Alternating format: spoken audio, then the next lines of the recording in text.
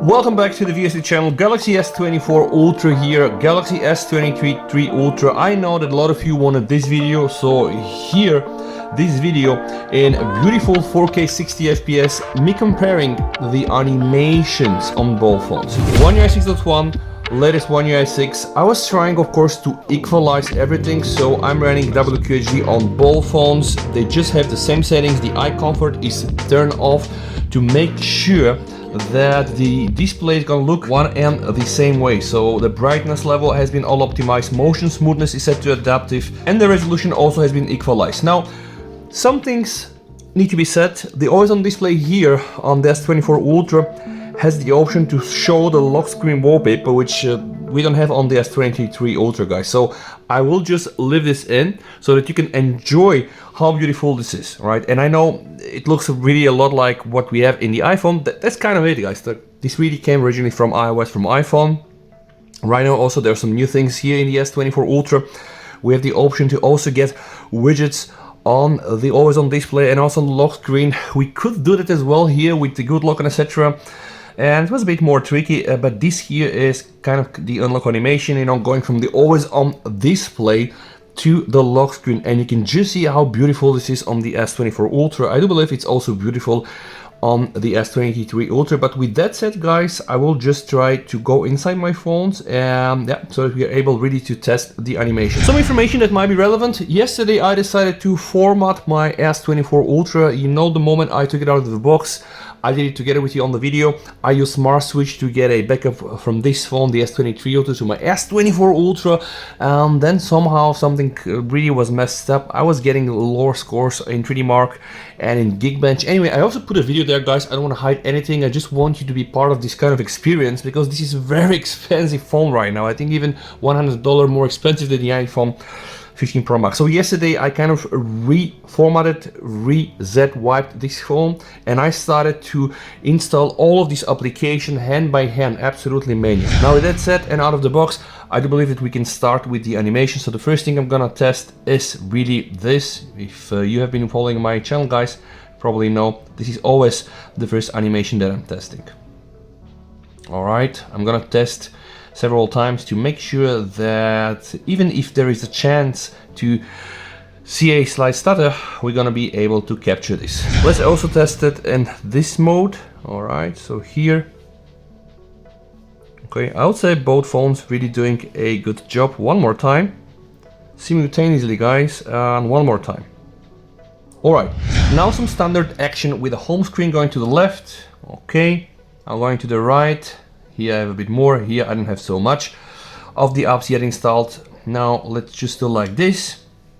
We're gonna get the new quick toggles here, all the notification, one more swipe to get the quick toggles there.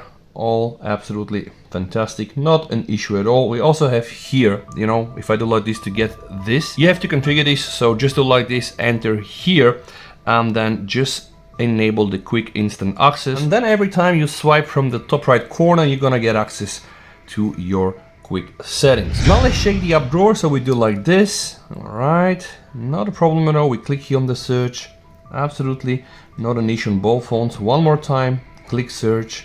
Okay, try to type something. Yep, going outside, it's absolutely the same. I also, by the way, have enabled here the navigation gestures to really try to equalize all of it. So all right, now let's click on the volume here. Okay, all the volume rockers, you can just check how it works. All right, it should kind of be really the very same experience. Now some widgets, one more time. Okay, going outside, one more time, outside. Pay attention, guys, to what happens on the wallpaper. Entering the widget. Okay, now exiting the widget. Wow, there is for sure kind of like a zooming out animation that doesn't happen on the Ultra, on the 23 Ultra. One more time, 24 Ultra, guys. You can just see how it really works. One more time, and I think this is new, or at least this works a bit different. The way really you go outside of the widgets. We're gonna test if that's the same when you open and close applications. Now let me show you recent menu. I have a lot of things here. I'm not gonna close them, guys. I just want this to be a more realistic test. So now, without any further ado, guys, let's just go inside the settings, right? Okay, settings, and we're here. So what happens if you just scroll down to the very bottom here? We have this slide jump, and it works absolutely equal on both phones. Now let's go to connections. Okay, same Wi-Fi, even network, all the toggles, absolutely everything looks one and the same. Going outside, boom. By the way, you said that one guy one more time. Okay, recent menu, inside, outside. There is one more animation happening here.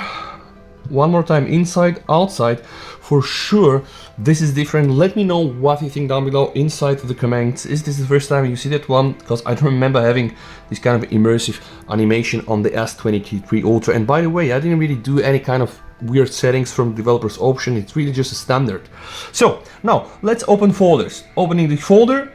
All right, exiting the folder one more time. Okay. I'm just checking the level of the blur applied. It looks to be one and the same, by the way. Okay, so this animation, I think it's the same. Okay, one more time. Yep, no changes here. Now let's go inside and let's try to open the first app. It's gonna be Telegram. Let's open Telegram. All right, scroll down a bit. And now let's go outside here first, okay? And here, wow, again we have this like zooming in wallpaper. Now let's try to open X, all right. Okay, try to search a bit, go outside, boom, outside, yep.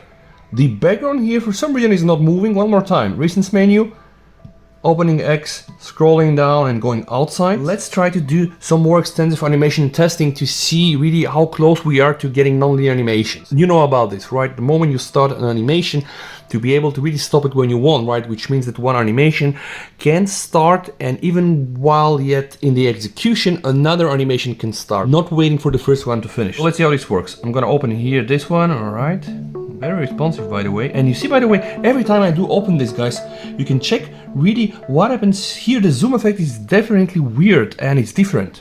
See, the moment I enter and to do this here, we still have a zoom in effect, but it's not the same as the one in One UI 6.1. See just what happens with the wallpaper. Like when this tower expands, it gets to here.